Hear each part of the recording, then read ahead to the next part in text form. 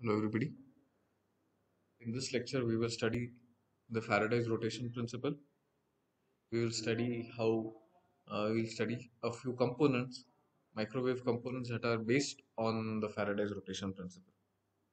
The Faraday's rotation principle states that there exists a few ferromagnetic materials which have the following property. The property states that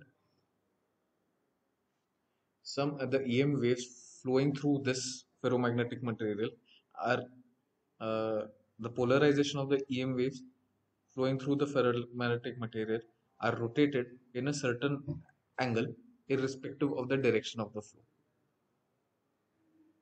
To explain a little more, any EM wave which flows from left to right or right to left from this ferromagnetic material will be rotated by 90 degrees or by theta degrees irrespective of the flow of irrespective of the direction of the flow.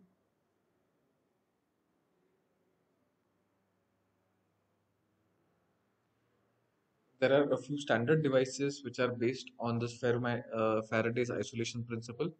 We will see the construction of these devices based on Faraday's isolation principle. Isolator. Isolator is a microwave device which is connected between the source and destination when we want only EM waves to flow from source to destination and no EM waves to flow from destination to source.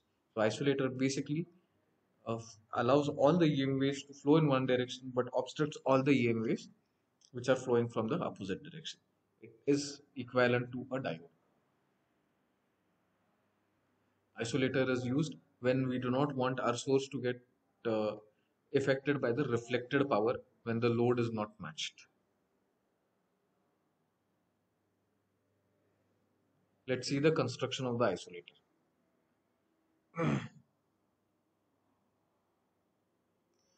This is the construction of the isolator. It consists of a 45 degrees twist followed by a ferrite rod followed by a resistive card. So any input wave that is coming will get twisted by 45 degrees in anti-clockwise direction.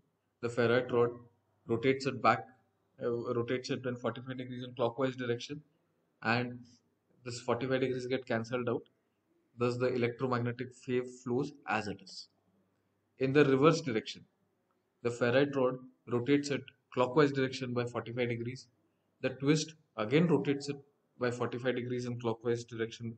So that is a net 90-degree rotation, and a filter is applied at the end of this to filter out anything that has a 90-degree rotation. That is how all the reflected waves are filtered out.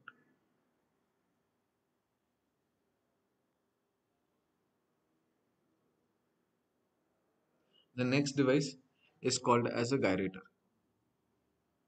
The property of the gyrator is that it provides a phase shift of 180 degrees in one direction and a phase shift of 0 degrees in the reverse direction. We'll see the applications of the gyrator later, but presently we'll see the construction of gyrator based on Faraday's rotation principle. Gyrator is also called as a differential phase shift device. This is a block diagram for a gyrator. Port 1 and port 2. Between port 1 and port 2, there is 180 degrees phase shift, and for but for the waves flowing from port 2 to port 1, there is 0 degrees phase shift. Let us see how this is achieved. Gyrator has the first part of the gyrator is that it has a twist of 90 degrees. This is a physical twist, so anything that is flowing from it will get a anti-clockwise rotation of 90 degrees. There is a ferrite rod which is kept after that. This ferrite rod face rotates the incoming waves by 90 degrees and then a normal opening. So let's see the incoming wave. So the incoming wave uh, first gets phase shifted by 90 degrees. Then it flows to the phase shifted by 90 degrees in anti-clockwise direction. This close to the ferrite rod adds another 90 degrees to it in the anti-clockwise direction. So the net rotation is 180 degrees. So the output is 180 degrees phase shifted. So that is how between port 1 and port 2 we see a phase shift of 180 degrees. Now let us consider a wave which is moving from port 1 to port 2. The wave comes from port 1 in ferrite. Again, irrespective of the direction of the flow due to the Faraday's principle, it will always rotate it by 90 degrees in anti-clockwise direction.